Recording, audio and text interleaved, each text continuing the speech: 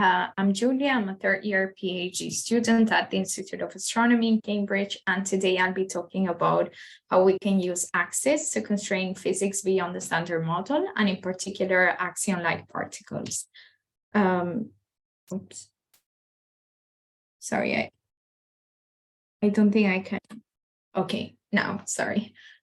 So the ultimate figure of interest that justifies the science case for AXIS behind this type of searches is this one. So on the y-axis, we see the coupling of the axion to the electromagnetic field. And on the x-axis, we see the axion mass. And as you can see, the projected constraints on this coupling for AXIS are below the current best constraints that we have set with Chandra observations of a very luminous radio-quiet quasar called H1821 plus 643. So this is very exciting, and this is what I'll be trying to talk about in my talk. So for my talk, I'll be first introducing axions and axion-like particles, and then I'll be providing an overview of cluster-hosted AGN searches for these particles. So I'll be introducing the current best constraints that we found using Chandra, and then what we hope to achieve in the near future with next generation observatories such as Athena and AXIS. And then I'll be talking about what we hope to follow up with. Okay, so first of all, why are axions important? As you may know, the original axion is the QCD axion that was proposed in the 1970s, and it was named after a cleaning detergent. And this is because this particle was proposed in order to clean up the problems of the standard model of particle physics, namely the strong CP problem, which is the absence of charge parity violation in the strong nuclear force that we see in nature that clashes with the predictions of the standard model of particle physics. And in particular, its mass and its coupling to the electromagnetic field are set tightly by the properties of the neutral pion. So we expect a proportionality relationship to hold between this mass and this coupling term. But the type of particles that I'll be talking about today are called axion-like particles, and I'm just going to refer to them as axions for simplicity from now on. And they are model-independent generalizations of the QCD axion that are predicted by generic beyond the standard model frameworks, such as string theories. And in particular, they no longer solve the strong CP problem, but however, they are predicted to interact with standard model particles in the same way that QCD axions do. So they interact with photons as well, but their masses and couplings are no longer constrained by the theory. So the question is whether we can set bounds on G for a given particle mass. And of course, in certain regimes, they are very strong dark matter candidates. And this is a case for ultralight axion dark matter. And here on the right, I'm showing a plot that shows the different predicted distributions for this coupling for different string theories. And each of these theories is encoded by a different color. But what I want to highlight is that these values are now probing what we can access with X-ray telescopes. So this is potentially very exciting because it might mean that in the future, X-ray observations of cluster-hosted AGN may be able to constrain the predictions of the string theories. Okay, so in terms of the interaction that we're going to be trying to look at, we're going to be talking about X-rays, so KV energies, and constraining axion masses below 10 to the minus 12 eV. So this is the realm of the so-called very light or like axions. And in this regime, the phenomenology of the photon-axion interaction is described by this Lagrangian density here. But what I want to highlight is that in this Feynman diagram at the bottom, what we see is that if we have a photon beam propagating through a magnetized plasma, if we are in a suitable location of parameter space, then in principle, we could expect some of these photons to undergo conversion into axions with a strength that is somehow quantified by this coupling term G. So the question is whether we can translate this Lagrangian to an observable that this interaction would correspond to. And we refer to this observable as the photon axion mixing probability. And here I've quantified it as the photon survival probability, which is just 1 minus the mixing probability. And I've assumed a very simple geometry for this background medium that is magnetized. So we have assumed that the magnetic field is uniform up to a certain scale L. And as you can see, this is a very complicated function that depends on many parameters. But what I want to highlight is that this is an oscillatory function with energy. So we see that the amplitude of this function increases with the energy of the beam. And we also get oscillations with the path length traveled by the photon beam before it mixes into an axion. So the idea is that we want to use astrophysical sources to look for these energy-dependent oscillations in a wide energy coverage. And if we don't see them, then this means that we can constrain axions. And as you can see, this has been done in a wide range of axion masses. So we're probing 19 orders of magnitude in the x-axis here. And this is a so-called exclusion curve.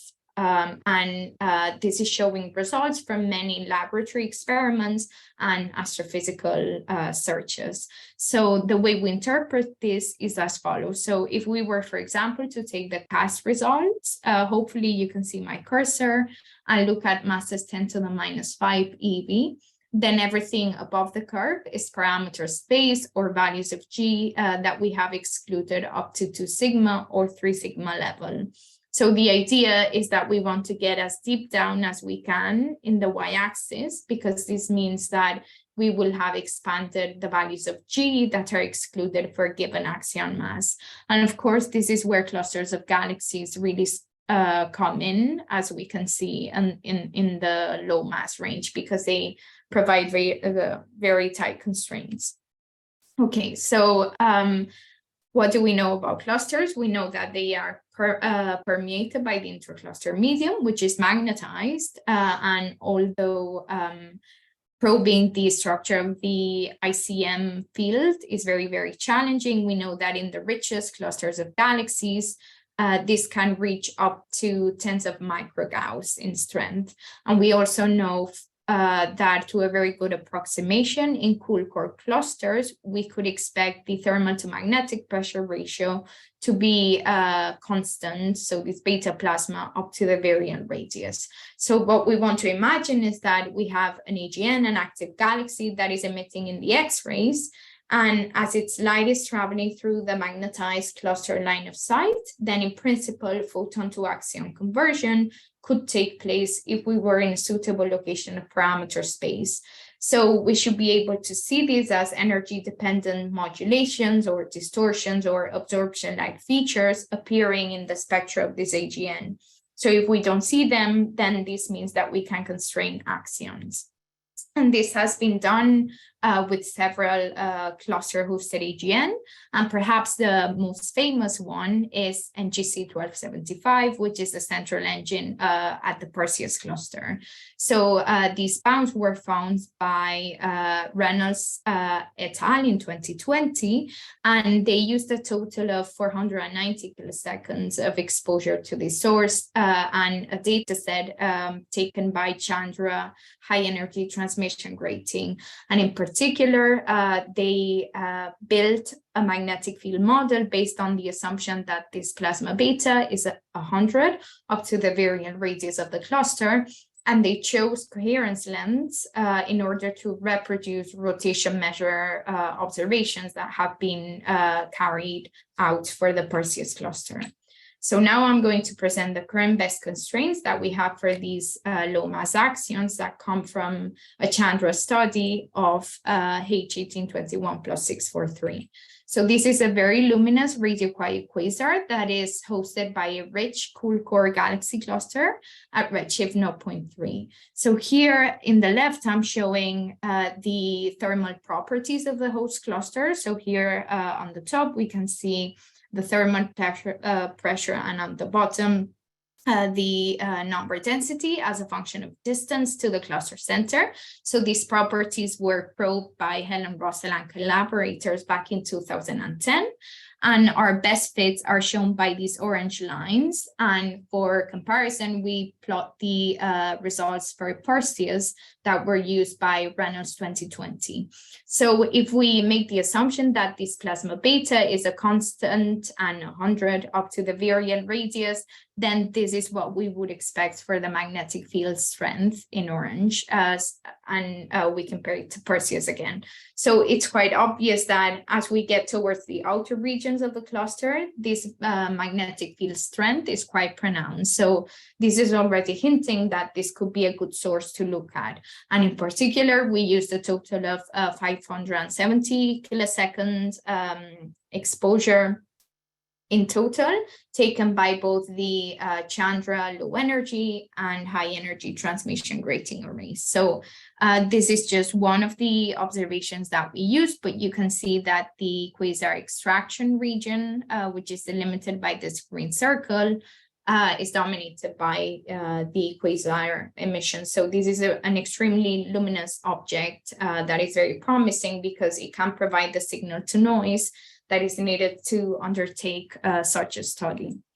And this is our best fit model for the intrinsic emission from the quasar, only built upon what we know about type 1 AGN. So we considered absorption through the ISM and the ubiquitous power law emission, as well as relativistic and cold reflection in the 6 to 7 keV bands. And we also included a phenomenological description of the soft excess. But what you can see here is that this is a very high quality view of this AGN, and it's free from pileup and cluster contamination. And the question that we wanted to ask is whether photon to axion interconversion along the cluster line of sight could describe these energy dependent residuals. And to do this, we generated a library of photon axion mixing models for 500 realizations or configurations of the magnetic field, turbulent field in the cluster, for a wide range of axion parameters, so masses and couplings. So for each of these realizations, based on what had been done by Reynolds et al., we made this assumption that the plasma beta is constant up to the maximum radius. And what we do is to split the cluster line of sight into cells. And we assume that each of these cells is essentially equivalent to a coherence length that the photon beam is traveling through. And the components of the magnetic field perpendicular to the beam, or sorry, to the cluster line of sight, are set independently and randomly in each of these field configurations. And the magnetic field strength within a given cell is determined by our predicted magnetic field profile, which is again shown by this orange line. So we did this for 500 configurations on the magnetic field. And here I'm just showing one of these survival curves for a given combination of axion parameters. But you can see with these black lines that the shape of this mixing model is actually quite sensitive to the particular configuration chosen. So this is why generating a library of many realizations of the field was important. So then what we did was to feed all of these mixing models to the original spectral data, and then we were able to marginalize over these 500 field realizations in order to infer posteriors on axion parameters and build our exclusion curves. So as you can see, we were able to marginally improve from the predictions of Reynolds 2020, and these are currently the best or the tightest constraints to date in this low mass range that have been inferred with current X-ray observatories. And in particular, we were lucky that we found a very high quality data set suited to do this type of study. And unfortunately, I don't have time to go into the details, but our biggest limitations are set by the assumptions that we make on the magnetic field model, but I'm happy to answer any questions that people may have. And now I want to explain what we hope to achieve in the near future with the upcoming missions, Athena and AXIS. And this is the subject of a paper that we submitted in November, and it's up on the archive. So first of all, Athena, we all know that this is a European mission that we will be dedicated to the study of the hot and energetic X-ray universe. And in particular, the XIFU is expected to have an unprecedented energy resolution. So this, combined with its large collecting area and its extended bandpass, is expected to provide very promising prospects for this field of research. And this is already something that was shown by Joe Colon and collaborators back in 2017. And in the case of AXIS, we know that this will be the premium angular resolution satellite in the sky after 2032. And we know that it will provide a high quality view of intrinsic AGN emission free from cluster contamination, given its spatial resolution, which combined with its large collecting area will provide exciting prospects for these type of searches. And in our work, this is the broadband range that we considered. And what we did in this paper was to simulate observations of NGC 1275. So again, the central AGN in the Perseus cluster, but rather with the moderate exposure, so 200 kiloseconds, that will be seen with both Athena and AXIS, and built on the methodology that Reynolds et al. Had followed. We wanted to ask whether photon to axion conversion could, in principle, describe the residuals that both Athena and AXIS will see. And in particular for the Athena study, we are very happy because we were able to quantify the effects of detector miscalibration in this calculation. So as we can see here, detector miscalibration can induce energy-dependent shifts or residuals or modulations that in principle could be confused with Axion. So what we wanted to do is find a way in which we could disentangle these systematically from Axion physics. And we did this by using a machine learning algorithm, essentially a neural network. And we saw that by using this approach, we were able to recover the sensitivity and the promising results that Athena will have in terms of constraining these particles, even under the effects of detector miscalibration. So these are our results. So it's quite clear that both Athena and AXIS will be able to significantly improve from the current best constraints, even under a moderate exposure to a luminous AGN. And in the case of Athena, it's the spectral resolution combined with the effective area that is key. And for AXIS, it's the angular resolution that will be able to filter out the contamination from the cluster emission, as well as the high collecting area. And going forward, I just want to mention that there was a recent paper that showed that magnetohydrodynamics predicts heavily tailed distribution of these mixing probabilities that are not able to be recovered by the simple magnetic field models that I've talked about. So by heavily tailed distributions, I mean these excesses of mixing probability at high energy. So this is potentially quite exciting and something that we want to pursue in the future, and also tells us that even if we have used simple assumptions on the cluster magnetic field, we are probably conservative, because if we were to use full MHD, we would see features that we cannot really see right now with the models that we've been using. And another thing that I haven't mentioned is that there might be exciting prospects for taking into account the excellent grasp that AXIS will have that I haven't really talked about. And this is my summary slide. So hopefully I've convinced you that luminous AGN embedded by rich clusters of galaxies are excellent probes of physics beyond the standard model. So these axions, and hopefully this will help us constrain string theories and test some of the realm of ultralight axion dark matter. And future missions such as Athena and AXIS are indispensable to improve on the current best limits that we have found with Chandra.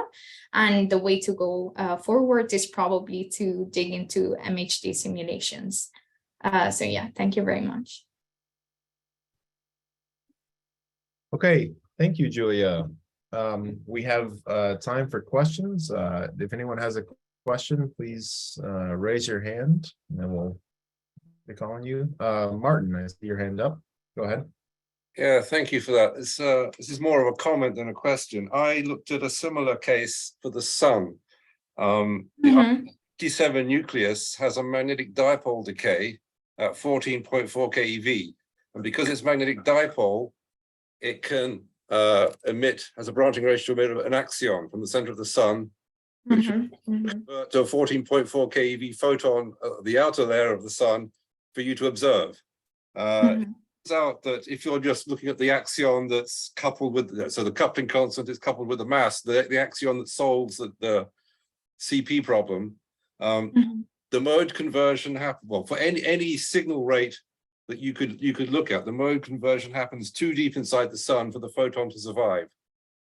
Anything that mode converts close enough to the surface of the sun to survive, the signal rate is too small. But I did not consider these very light axions. So basically what I was thinking was exactly the same that you're doing here for MHD to get the magnetic field configuration, but inside the solar envelope rather than your cluster of galaxies. Of course, Athena won't be able to observe the sun, but we can live in hope. Thank you. Yeah, so yeah, maybe I'll so it's the point that after it escapes the stellar surface, it doesn't have enough probability so as to survive. Well, the point is it has to mode convert inside the sun, but close enough to the surface of the sun that the photon can survive to get to the outside. I can send you a copy of the paper if you like. Maybe you'll be the first person to refer to it. Yes. Okay, thank you very much. That will be very interesting. Okay, are there any other questions? Mike, go ahead.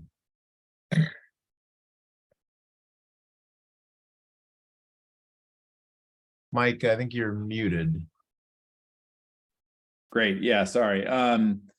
So in thinking about axions, I mean, you know, you could do things like stacking, you know, and other techniques. Is that, or is it really just, you know, you look at NGC 1275 because it's a nearby thing that has the most, or like what are all the sort of strategies to put parameters in the X-rays?